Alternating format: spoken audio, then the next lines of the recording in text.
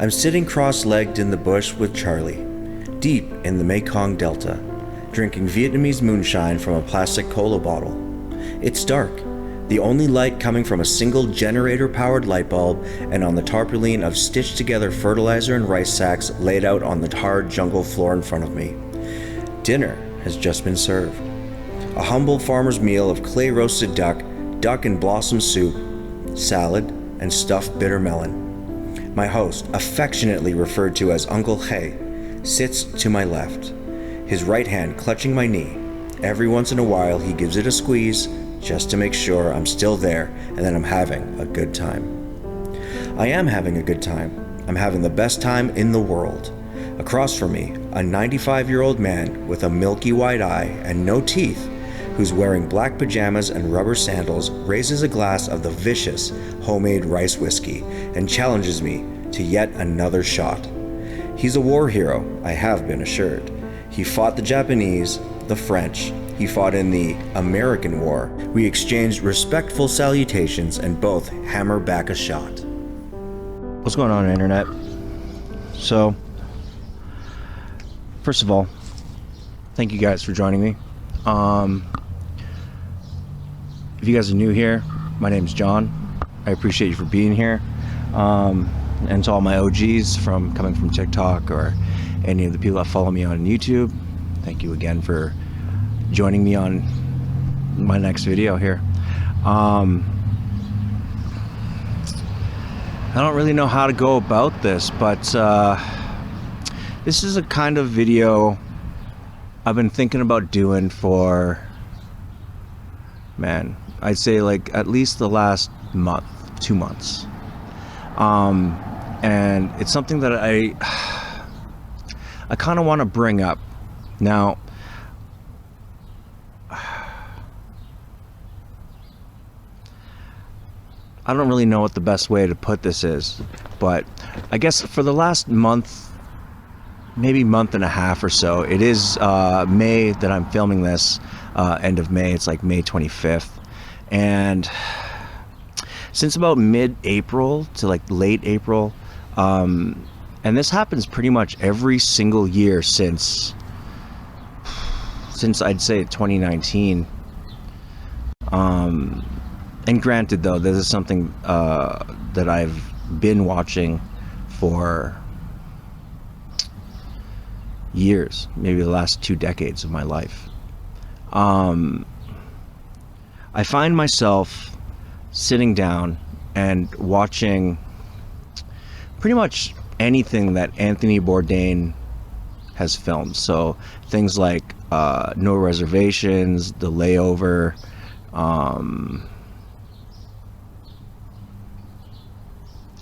Cook's Tour. Yeah, any of his shows really. I find myself watching around this time of the year. You know, I don't recently, in the last maybe 10 years, I haven't watched a lot of his stuff up until I'd say like closer to like 2019, I'd say. 2019, 2020. Yeah. I find myself sitting down and just sitting and binging a lot of his shows, and it's always around this time, and I never really truly understood why. But I know for a fact that I do have, me personally, I have shows that I do watch when I find myself down, depressed, need something to help me encourage myself to rekindle or re-encourage my love for cooking food, cooking in restaurants, serving food to others. And you know, it's just when you come from a world where you are constantly bombarded with high velocity services, high volume preparation, and essentially you're just in like a mixture of an oven and a steam kettle simultaneously, working in a kitchen, you know, standing 10-12 hours a day, really grinding through your workday, you find for me at least, after 25 years of doing services, working in various kitchens of various volumes and, various articulate business types, right? So I've done everything from pub and club themed spaces to fine dine, small and large volume, medium to fine and casual dine stuff. Really pretty much everything from top to bottom. I've worked as a dishwasher all the way up to becoming a chef myself on several occasions, but I found myself always really loving the sous chef role, and I can never really pinpoint why every single year the past few years, especially in May, that I just, I stopped watching food content creators on YouTube and really delved into pretty much just binge watching Bourdain stuff all throughout May and into June. And when I pointed it out to my wife, she's like, I don't know. You do watch like the movie Chef with Jon Favreau a lot when you are depressed or you're feeling down. Or if you need a pick-me-up and a re-encouragement when it comes to working in restaurants, I also watch movies like Waiting, because I can't really stand watching things like Burnt or The Menu, because as much as I love the articulation and accuracy in those movies, I've worked in those kitchens before, and I've worked under those types of chefs before, and it's not what rekindles my love and passion for cooking. It's not those chefs, not at all. It's actually, if anything, I find those types of chefs to be extremely toxic, and I just don't see myself wanting to kind of work for those environments, because it doesn't bring out the most creative part of me.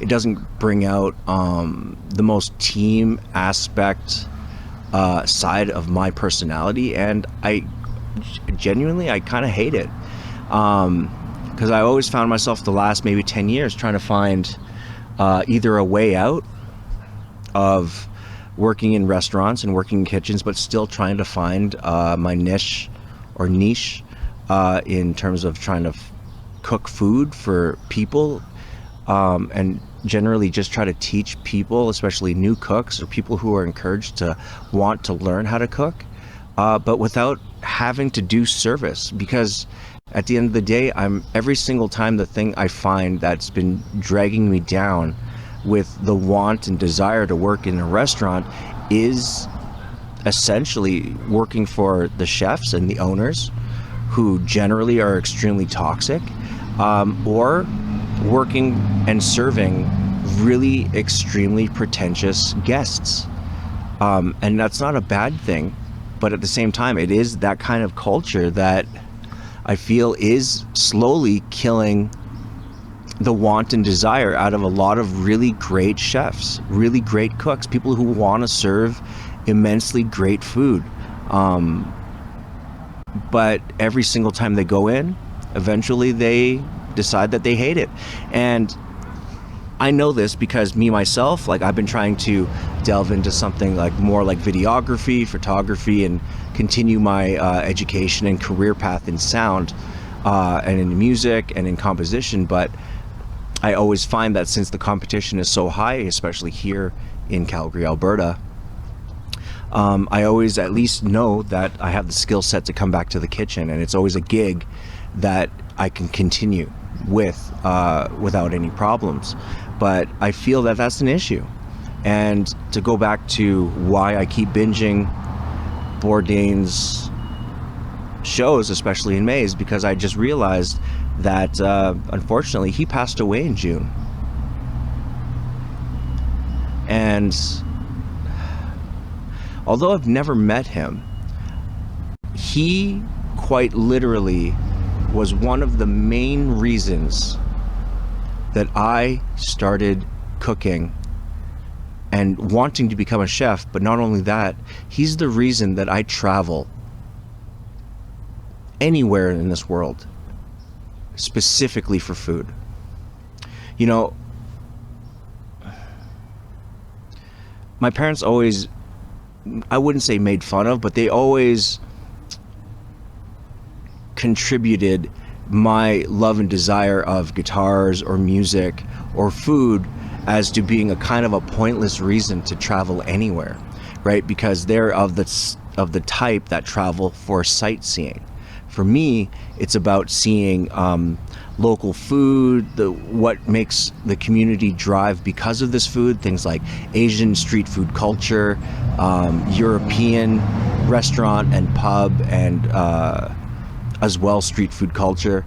Like the Americans are really great, just like here in Canada, with having extremely diverse, flavorful, but extremely eccentric foods. And especially like places in Asia, it's foods that we legitimately can't find here at a price that that you would find in places like that, right? Because the best example I have is when me and my wife went to Thailand on our honeymoon. We did a whole tour of Asia for the most part. One of the most remarkable dishes that we had was a pad thai that was served to us from a nice old lady, grandmother, just with a wok, a propane stove, and just some accoutrements just on the side of the road at one of the street markets, and it was 50 cents. It was one of the best food experiences that I've ever had, because here in North America, we correlate cheap with cheap, and I can't stress enough how price doesn't mean the quality, or sorry, price doesn't correlate quality. And that's something that I think we miss here, because working at fine dine restaurants really showcased how people love spending money but have little or no understanding of quality of food. They just see the aesthetic part. They see the amount of time that it takes to cook this food. But coming as a French trained chef personally, a lot of that food is fucking boring. And what Bourdain did for me as an emerging chef and as an emerging cook was literally encourage me as a young man to get out of where I am, working in pubs and working in just basic French bistros and stuff like that, and really take the time and explore the things that are truly valuable in what cooking and what food really is to a community and what it is to a culture, right? It really opened my eyes to certain things like that. And one of the few things growing up, and I couldn't thank him enough, to be honest with you, for discovering essentially when in the early 2000s, maybe even late 90s, the Food Network finally became more of a predominant channel on its own and a thing here in Canada. And as a person that, I didn't have a lot of friends growing up, especially I didn't have a lot of friends that cooked, that were interested in food the way I was, or what I wanted to experience, right? And I discovered a cook's tour. Bourdain's one of his very first TV shows, and it really opened my eyes to the idea of going somewhere specifically just to eat a meal and embrace the culture around him. And I'm not talking about, you go to Cancun, stay at a resort, eat at the fucking buffet. You go to Thailand, go to Phuket, stay at a resort, eat local Thai food, which is essentially just Thai curry or pad Thai. Really generic cultural things like sweet chili sauces. Or you go to the Philippines, stay at a resort, or stay in a place where it's just modernized, westernized restaurants that pretty much are just another version of what we have in North America, right? For me, I found myself really encapsulated by his journeys of taking the path not taken by normal tourists and going into a place where it's mostly just locals. And that to me was enticing, was encouraging. It was in many ways breathtaking, right? And I thought that was in its own very valuable. So then I started watching a lot more of his shows going forward, right? It was one of those shows that I looked forward to every single week. And then obviously I'm not a big reader, but I did discover that A Cook's Tour as a book was a thing. Again, this version of this book I actually purchased in Cambodia at a bookstore, because I guess when we were there, modern westernized literature was very prohibited. Not entirely, but it was very hard to get. So this isn't necessarily a original print of this book, but after reading it, quite honestly, it just, again, it encapsulated my love and desire for food, different cultures regarding food.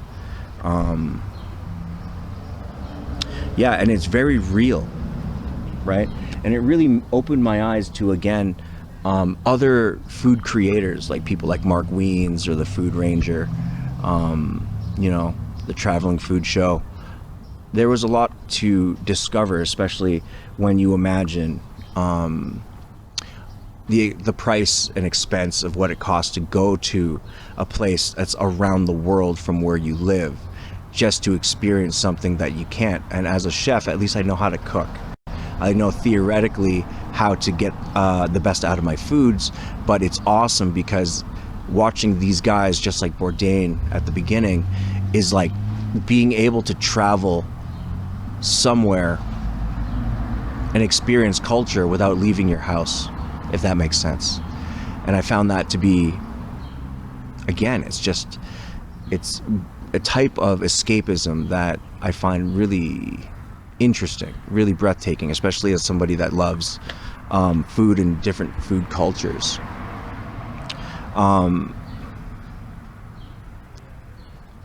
But I guess a little bit about myself, and the reason that I love food is because, again, I grew up, just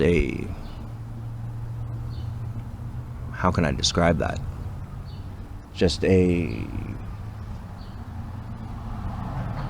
I was born in 85, raised in the 90s, you know what I mean?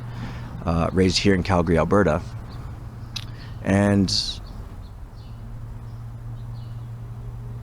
basically, like, I was raised in the suburbs, right? Like, there wasn't a lot of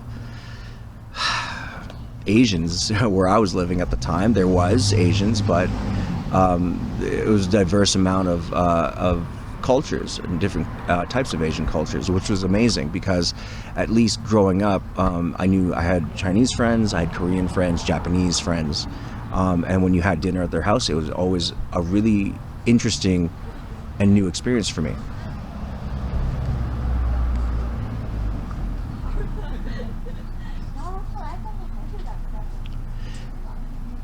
And I've never forgotten those things because, I remember growing up, because again, my parents were very house rich, if you will. They love showcasing wealth, but in a way of like material possession, right? Whereas for me, wealth was showcasing,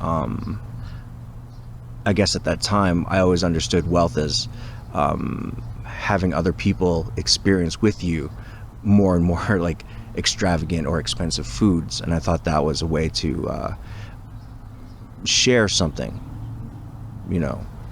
over a meal, share conversation, share something emotional while being able to enjoy something communally.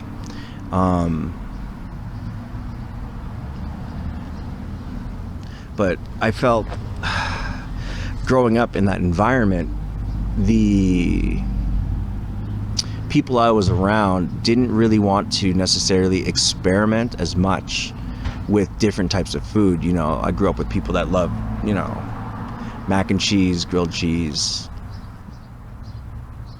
burgers, steaks, things like that, right? Like super simple stuff, spaghetti bolognese. You know, it's the usual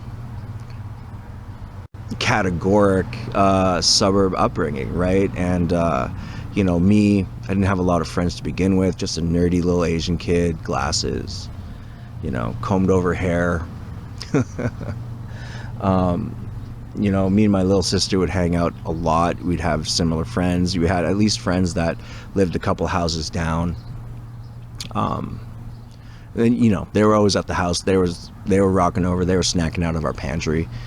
Even the food that we were buying at home, my parents would just make. My dad especially would just make like more traditional Filipino food. But it was always like, he's not a good cook. Let's be really real. But he's a classic cook. So what that means to me is that he always cooked like the same 5 Filipino things, right? The other 5 things my mom would make, right? Because, you know, my dad is, when it comes to cooking, was very fucking lazy.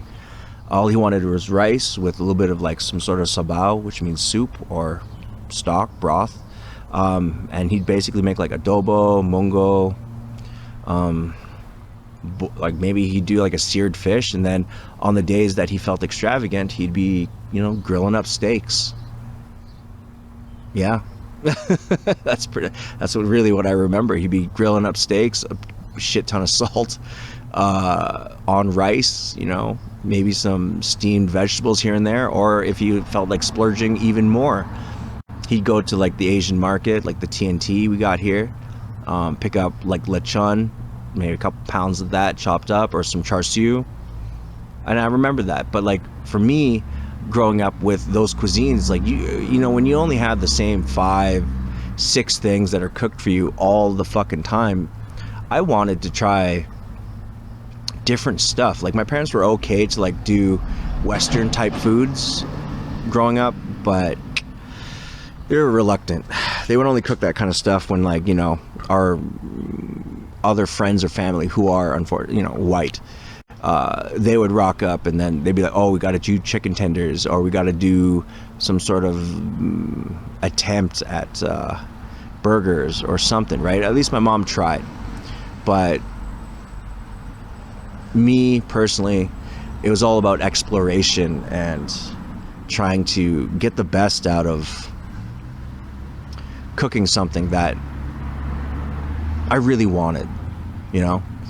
And my mom famously tells a story of like how I started cooking. Was she cooked something one day, which, you know, and I was starting to get already like sick of the food, not necessarily out of ungrateful nature. It's just, I was just like, this is the same food over and over and over and over again. And although I appreciate it, it's like they didn't take the time to actually learn how to cook properly, or in a way that was different. You know, they didn't put any like zazz into it. It was just food, you know? And I always felt that food could be something a little bit more than what it was. So me as like an 8 or 9-year-old kid, my mom tells this a lot to anyone who listens, is I took the food, took it back to a pan and recooked it myself. I had no training. All I had was like what I saw on Food Network, things that I experienced, and went from there. So when I talk about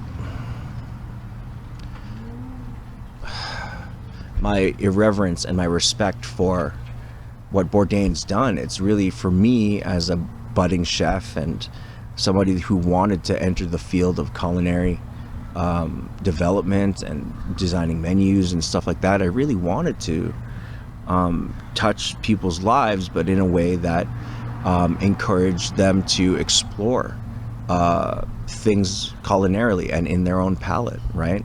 That's always something that I felt a little bit of drive to, and I always felt that I wanted to encourage people to you know, adventure with. If that makes sense. But I think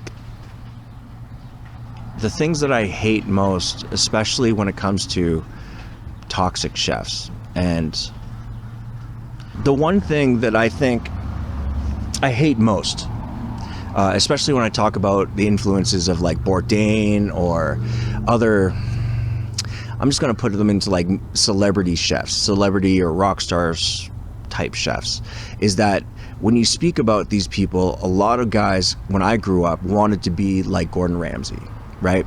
They wanted this fame, this power, this ability to just yell at people, but they were shit cooks. Like, they sucked at fucking coming up with their own menus, right? I worked with a lot of guys. One guy, famously, I've worked with twice so far, and at both restaurants, he just couldn't cut it, right? He even, how do I put it? He was my sous chef at my first restaurant, Bistro, I believe. It was here in the city.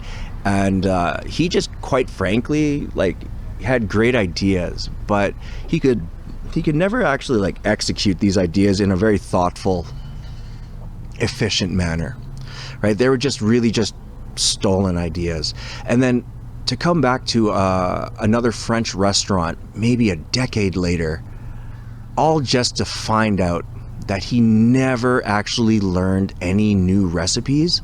He just did a variation of basically the same fucking menu, was disheartening. It's disappointing, really, because he carried himself in a way that he's like, I'm the best, I'm me, this fucking overly ridiculous French guy.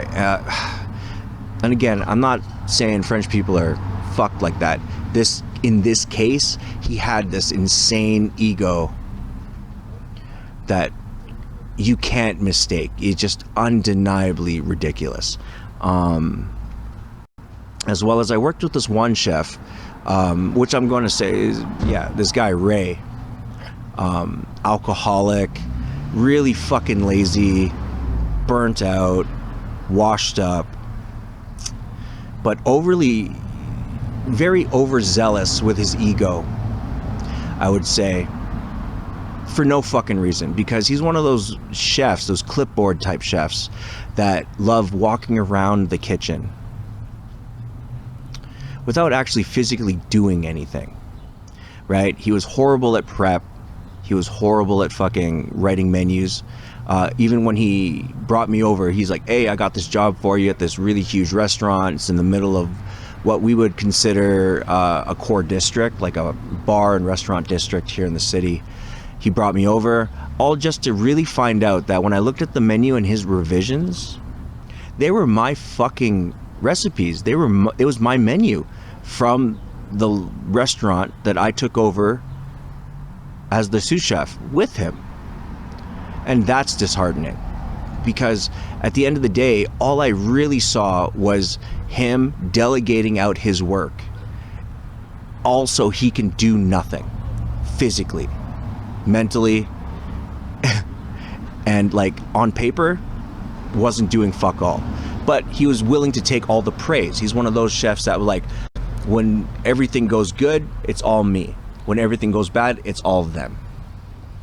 He was never accountable, and I don't really give a fuck about talking shit about him. He's dead, so I mean, I'm not supposed to speak ill of the dead, but fuck this guy, this fucking alcoholic drunk. Like, I have zero respect for people like this, because what he does and how he is and was in the kitchen and in the restaurant industry is extremely toxic. And it's one of the core reasons that I keep coming back to with my wanton desire to continually be in this industry, right? I'm just trying to find and carve out my own slice of where I belong in this game. And I've always found that it's tough. Yeah, it's always tough, but every time I sit down and watch food content creators, or I just sit down and watch Bourdain stuff, it helps me become re-encouraged, see a new dish, see something I've never seen or tasted before, but want to, right? Those things are amazing to me, right? And I'm not going to go out there and try to copy it, but I will be encouraged to, like, you know, if I'm like, damn, that looks dank as fuck, I'm going to go out and get some of the ingredients for that, because I can substitute certain things, because I know I can't get certain ingredients without going to a specialty store. Grab, you know, one or two friends that might know that dish better, and we're going to sit down and we're going to make it. We're going to talk about it. We're going to try it out, because I know from the looks of it, I can automatically tell how they're cooking it, what the smells are going to be, generally what the flavor is going to be, textural differences within each bite. It's an amazing thing. And again, those, because of Bourdain and because of all that, I was encouraged to go the distance in terms of that. And, you know, I make this kind of video to celebrate Bourdain and his legacy, because I owe him a lot. I owe him genuinely a lot to who I am as a chef and to encouraging my career. So if I can say anything to finish up with this video, because again, I don't know where I was going with this video, but I thought I had to make it for sure. If I was to encourage anybody out there, just get out there, start cooking. Sit down with somebody you maybe wouldn't. Listen to their stories over a drink, over a meal, over a snack. Hear their side, even though you might not agree. And delve into the community and the culture of a different food, a different culinary experience that you might otherwise never have delved into. Yeah, because to me that's more valuable than anything money could ever buy. Anything, anywhere, right? It's not necessarily the place that you are, it's the experience that you're going to have there with the people that they have there, that exist there. And that's really truly important. So anyways, I think I'm just going to be rambling further and further because of this, but guys, thank you so much. I appreciate you guys for listening to what I have to say. Bourdain, if you're up there and you are listening, you know, thank you. I appreciate you, and you'll always be missed. Yeah. Anyways, guys, I'm John. Thank you so much for joining me in this video. If you like what you see here, I'm going to be, again, doing more talks of stuff that I really love, that encouraged me as a chef in the future. And if you guys on TikTok or on YouTube have any other suggestions about something that you want to see, please leave that in the description below. If you haven't already, hit that subscribe button. It would help me out a lot. Hit that like button, and I will catch you guys in the next video. All right. You guys have a great afternoon. I love you all. Thank you so much.